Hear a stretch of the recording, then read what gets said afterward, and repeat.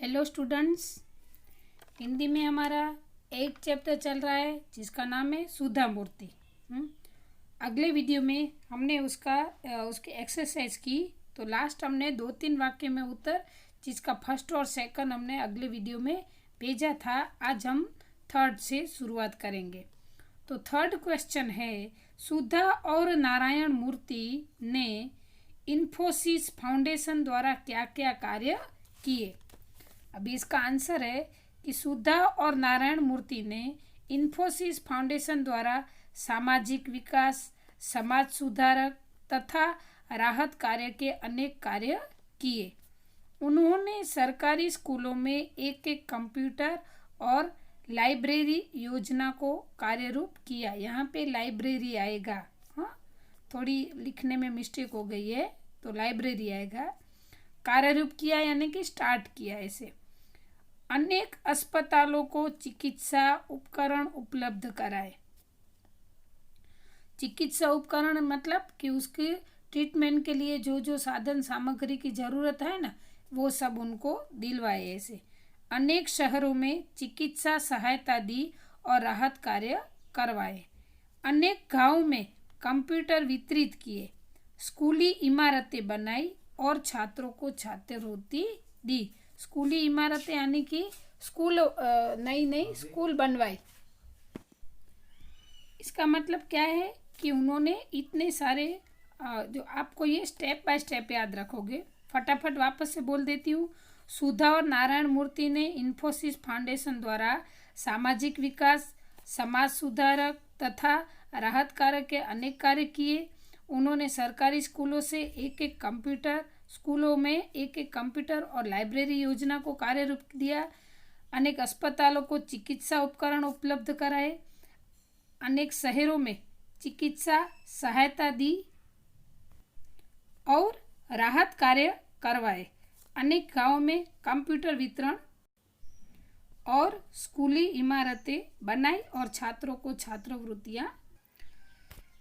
यहाँ पे 2-3 वाक्य कंप्लीट होते हैं। उसमें एक्सरसाइज में टेक्स्ट बुक में फोर्थ क्वेश्चन है, कर्नाटक सरकार तथा अन्य संस्थाओं द्वारा सुधा को किन किन पुरस्कारों से सम्मानित किया गया, वो आपको होमवर्क में अपने हिसाब से ही लिखना है। अभी हम 4-5 वाक्य में उत्तर स्टार्ट कर रहे हैं। तो पहला क्वेश्चन है, साक्षात्कार में सुधा ने अपनी दृढ़ता का परिचय कैसे कराया। इसका आंसर होगा, स्त्री पुरुष भेदभाव नीति के विरोध में सुधा ने टेल्को कंपनी में अपनी शिकायत JRD टाटा के समक्ष रखी, बराबर, जिसके जवाब में उनको साक्षात्कार के लिए बुलाया गया। अनेक प्रश्नोत्तर के बाद श्री टाटा ने उन्हें समझाया कि लड़कियों को अनुसंधानशालाओं में कार्य करना चाहिए, फैक्ट्री में नहीं। ये सुनकर सुधा ने दृढ़ता से जवाब दिया कि लेकिन हमें कहाँ से शुरुआत करनी पड़ेगी। क्या जवाब दिया कि हमें कहाँ से शुरुआत करनी पड़ेगी, अन्यथा फैक्ट्री में काम करने के लिए महिलाओं का रास्ता कैसे खुलेगा। और फिर उन्होंने स्वयं ने ही इस कार्य की शुरुआत की और वे प्रथम महिला इंजीनियर बने। वापस से ये क्वेश्चन पढ़ती हूँ, उसका आंसर। तो स्त्री पुरुष भेदभाव नीति के विरोध में सुधा ने टेल्को कंपनी में अपनी शिकायत JRD टाटा के समक्ष रखी। सेकंड टॉपिक होगा, उसके जवाब में उनको साक्षात्कार के लिए बुलाया गया।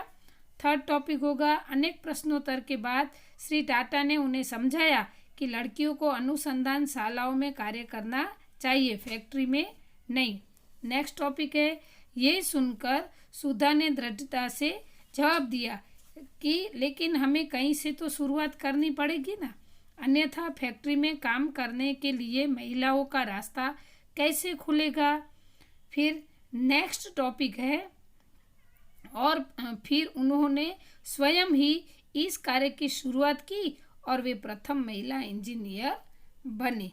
स्टूडेंट, ऐसे अगर आप टॉपिक वाइज लिखोगे या तो याद रखोगे तो आपको क्वेश्चन अच्छे से याद भी रहेगा और आप अच्छे से लिख भी सकोगे। अभी आपकी टेक्स्ट बुक में सेकंड क्वेश्चन है कि सुधा के स्थान पर आप होते तो क्या करते। तो जैसे आपको 2-3 लाइन में फोर्थ क्वेश्चन होमवर्क में लिखना है, वैसे ही आपको ये 4-5 वाक्य में सेकंड क्वेश्चन है ना, वो आपको अपने आप ऑन वर्ड में लिखना है। तो अभी हम थर्ड क्वेश्चन करेंगे। सुधा मूर्ति महिलाओं के लिए किस प्रकार प्रेरणा मूर्ति है। तो इसका आंसर है सुधा मूर्ति महिलाओं के लिए प्रेरणा थी। उन्होंने स्त्री पुरुष के भेदभाव को मिटाया। टॉपिक वाइज बोलती हूँ, याद रखना, बरोबर। फिर स्त्रियों को सिखाया कि किसी अन्याय के सामने झुकना नहीं चाहिए।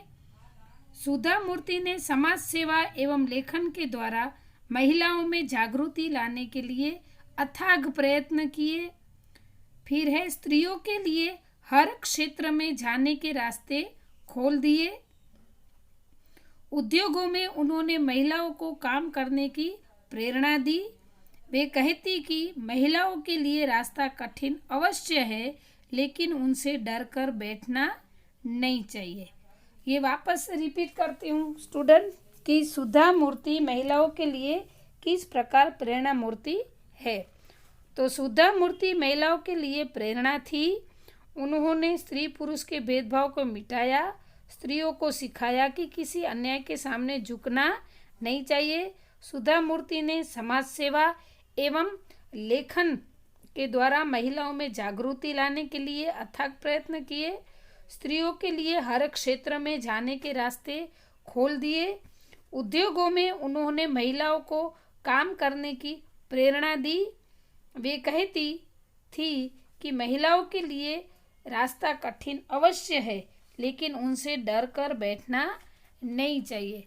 तो ये आपको 4-5 लाइन आंसर में क्वेश्चन 1 और क्वेश्चन 3 यहाँ पे आपको दिए गए हैं।